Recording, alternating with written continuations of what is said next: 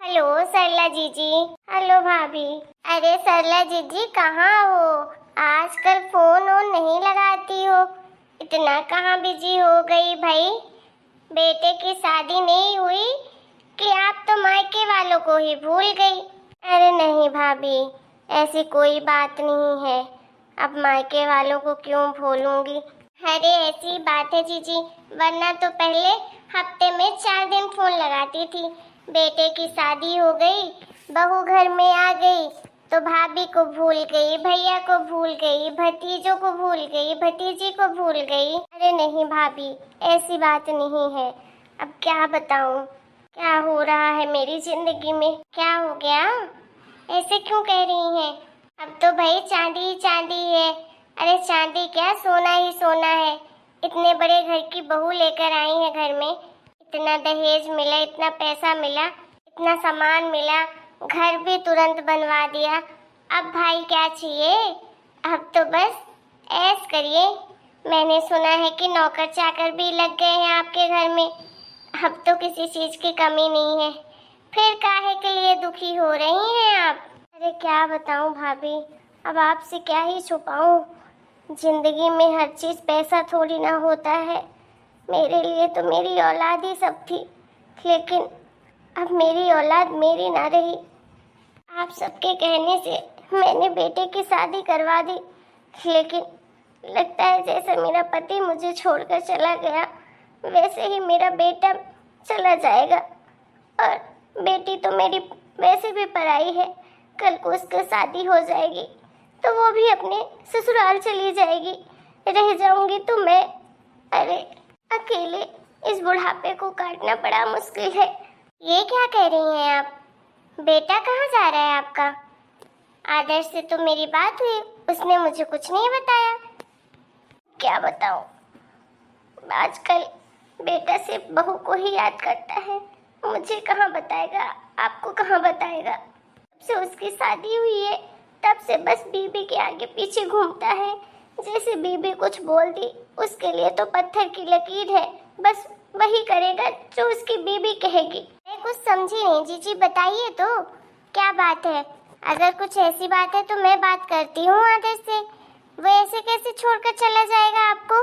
अब क्या फायदा बात करने का, वो तो मुझे बहाना दे दिया है कि नई कंपनी खोला है होशंगाबाद में। अब दोनों मियाँ बीबी वहीं रहेंगे, अब यहाँ नहीं रहेंगे। उनको हमसे छुटकारा चाहिए। अब मैं हूँ तो मैं रोक टोक कर ही देती हूँ थोड़ा बहुत, वैसे तो मैं नहीं करती हूँ। आप तो जानती हैं मैं कितनी सीधी हूँ, लेकिन इंसान हूँ, कुछ न कुछ तो बोल ही आता है। इसी चक्कर में पक्का बहू ने कोई पाठ पढ़ाया होगा बेटे को, और बेटा है कि उसको तो बीबी पैसे के अलावा कुछ नहीं दिखता है।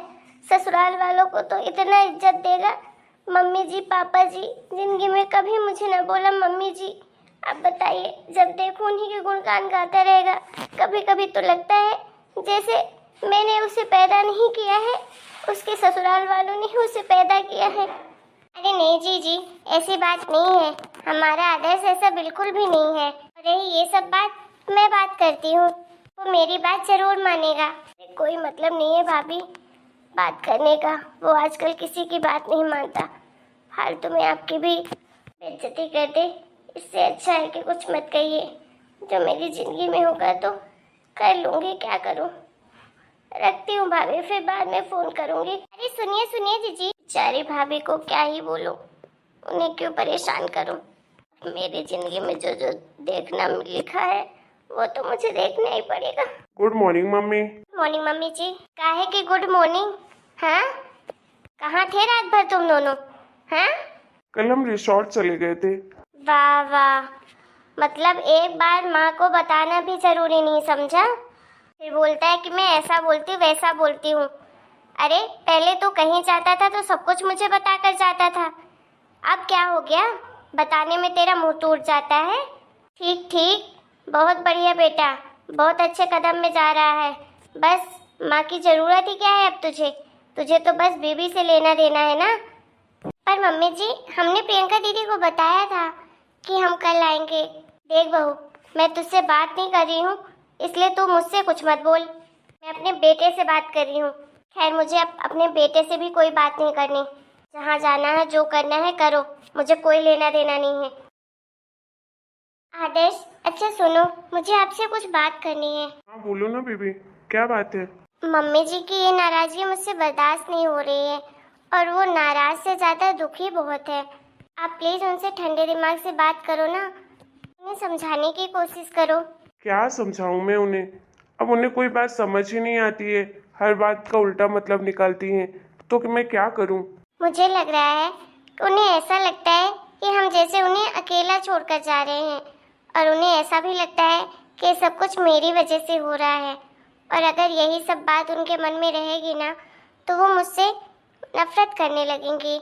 अभी तो मैं इस घर में आई हूँ और अभी से ये सब रहेगा तो फिर आगे चल के हमारे रिश्ते कैसे मजबूत होंगे। आप प्लीज़ समझने की कोशिश करो और मम्मी जी को समझाओ कि मैं ऐसा बिल्कुल नहीं चाहती हूँ कि मैं किसी को अलग करूँ या कुछ भी।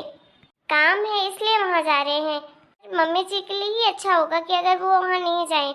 जब उन्हें ज़रूरत होगी तो हम ऑलरेडी उन्हें बुला लेंगे। लेकिन मम्मी जी भी ठीक है, अभी उन्हें सेवा की ज़रूरत नहीं है और देखभाल के लिए प्रियंका दीदी ऑलरेडी हैं। और अगर फिर भी उन्हें ऐसा लगता है तो हम उन्हें अपने साथ लेकर चलते हैं। अब क्या करें अगर उन्हें ये लगता है कि मैं आप दोनों को अलग कर रही हूँ। इसका सलूशन तो यही है ना कि मम्मी जी को लेकर चले, फिर यहाँ प्रियंका दी अकेली पड़ जाएंगी क्योंकि उनका भी तो कॉलेज है और फिर वो इतने बड़े घर में अकेले रहेंगी, वो भी सही नहीं है। प्लीज़ आप ये सब बातें मम्मी जी को समझाइए। मैं कुछ बोलूँगी तो मेरी बात वो बिल्कुल नहीं सुनेंगी क्योंकि उन्हें लगता है कि ये सब मेरे आने से यहाँ पर ये हो रहा है और आप सिर्फ मेरी बात सुनते हो। आप प्लीज़ उनके ऊपर इतना अपना भरोसा जताओ कि वो आपसे ये एक्सपेक्ट करें कि आप दोनों को बराबर मानते हो, मेरी बात भी और मम्मी जी की बात भी। तभी वो खुशी खुशी हम दोनों को यहाँ से होशंगाबाद में शिफ्ट होने देंगी, वरना मम्मी जी का दिल दुखा के मुझे अच्छा नहीं लग रहा है। उनके गुस्से में मुझे दर्द दिखता है, वरना मैं आपसे कभी कुछ नहीं कहती हूँ। वो जब गुस्सा करती हैं तो मुझे समझ आ जाता है, लेकिन जब गुस्से के पीछे उनका दर्द होता है ना, और डर भी होता है, मुझे ऐसा लगता है कि उन्हें ऐसा लगता है कि जैसे पापा जी ने जिंदगी भर के लिए सन्यासी बन गए वहाँ जाकर, वो यहाँ नहीं आते, तो ऐसे ही कभी हम नहीं आएंगे तो वो बिल्कुल से अकेली पड़ जाएंगी। शायद यही बात उनके मन में डर बैठा गई है। भाभी, हाँ प्रियंका दीदी बोलिए। भाभी, आप हमारे बारे में इतना सोचती हैं, मुझे आज पता चला। मुझे तो लगा था कि आप बिल्कुल भी फैमिली वाली लड़की नहीं हैं, आपको हम सबसे कोई फर्क नहीं पड़ता है, और ऐसा मम्मी को भी लगता है। और ये बात कहीं ना कहीं मैंने भी महसूस की और मैंने मम्मी को बोला कि भाभी फैमिली वाली लड़की बिल्कुल भी नहीं है, उन्हें तो बस अपना दिखता है क्योंकि वो एक पैसे वाले घर से हैं।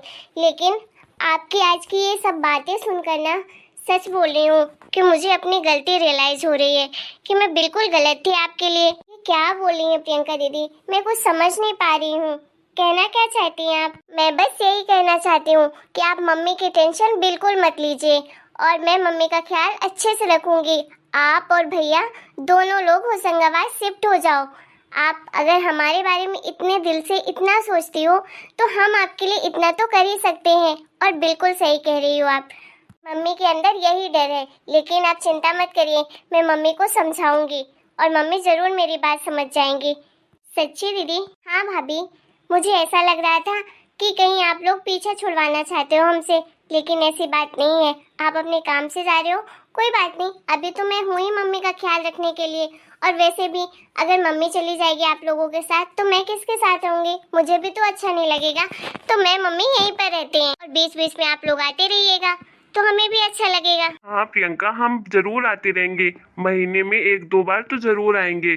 देखा बेबी, मेरी बहन कितनी समझदार है। हाँ आदेश, मुझे लगा था प्रियंका दीदी मुझे बिल्कुल पसंद नहीं करती हैं, लेकिन मैं पसंद करती थी भाभी आपको, लेकिन मुझे ऐसा लगता था आप पैसे वाले हैं इसलिए आप घमंडी होंगी, लेकिन ऐसा बिल्कुल भी नहीं है। आज आपकी बातें सुनकर ना मुझे बहुत अच्छा लगा और मुझे आज दिल से खुशी हो रही है कि मेरे भैया को आपकी जैसी बीवी मिली है, मेरी मम्मी को आपकी जैसी बहू मिली है और मुझे दुनिया की सबसे अच्छी भाभी मिली है। चलो चलो भाई, बहुत तारीफ हो गई भाभी की। अब कुछ खाने को भी मिलेगा क्या? अरे आदर्श तुम भी ना, अरे अभी नौकरानी कहाँ आई होगी इतनी सुबह सुबह।